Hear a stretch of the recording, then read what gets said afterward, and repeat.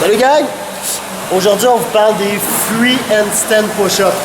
Ok, il y a déjà une vidéo sur les handstand push-up ou comment faire le trépied aussi. Allez checker ces deux vidéos-là, ça peut vous aider.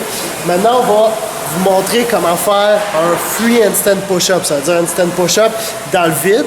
Aujourd'hui, on vous montre la méthode avec le kip. Des kipping free handstand push-up. Vous allez voir, on va faire une autre vidéo, c'est qu'on va vous montrer strict et c'est pas du tout la même manière de l'exécuter. Ok, il y a des fois des tweaks qu'on peut utiliser qu'on peut pas dans l'autre méthode. Là, on n'a pas laissé beaucoup de temps à notre coach Alex de s'échauffer. Fait que ça se peut qu'il en manque une couple, ok? Fait que soyez indulgents, c'est normal. Il faut s'échauffer comme il faut, gang. Vous le savez déjà, qu'on veut bien réussir nos mouvements. Donc là, quand il va être prêt, il va nous en montrer un. Après ça, on va l'analyser puis on va essayer d'en faire un autre. C'est excellent, ça. OK?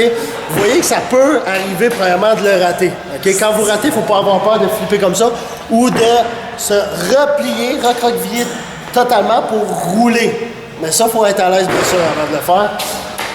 Vous avez le droit de mettre des coussins. Non, j'étais là, ils l'ont pas vu.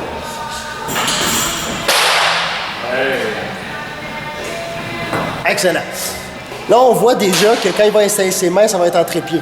Okay? Vous voyez que les mains sont derrière sa position de tête. Okay? Fait que c'est vraiment un trépied, c'est pour ça aller voir les vidéos de trépied. Ensuite, quand il va monter, il va utiliser le kipping. Fait qu'allez voir les vidéos en conséquence des kipping parce qu'on ne repassera pas là-dessus tout le temps. Quand il va monter, okay? Vous allez remarquer que sa chandelle ne va pas être nécessairement parfaitement droite. Okay? Il va avoir tendance à être un petit peu plus vers l'arrière, vers ses mains. Petite affaire, minuscule. C'est parce qu'il va avoir un gap, parce que quand il va redescendre, il va pouvoir reprendre son trépied. Dès qu'il passe droit ou un petit peu trop loin, c'est là où il se met à tomber. Là, vous voyez, il y avait un petit angle, mais il a réussi, il a fini, puis il a redescendu tout de suite pour revenir faire son trépied. Fait que ça le pardonne. Il peut l'exécuter en kipping. En strict, c'est différent. Vous voyez comment les pieds, c'est vraiment d'aller toucher vers le ciel. Il fait l'extension. Sa tête se déplace pas, merci. Sa tête, son orientation des yeux où ce qu'il regarde se déplace pas nécessairement, ok, ou le moins possible. Pousse, reste pas longtemps en haut, parce qu'encore là, c'est des équilibres, c'est pas la même chose, et redescend, touche tranquillement, et repousse. Vous allez remarquer aussi que quand il est en position trépied, le corps va venir passer, s'installer en dessous de la position des mains, et ensuite reculer, se réinstaller sur le trépied. C'est exactement comme ça qu'on veut l'exécuter, c'est très dynamique. C'est là où vous allez voir des différences dans le strict.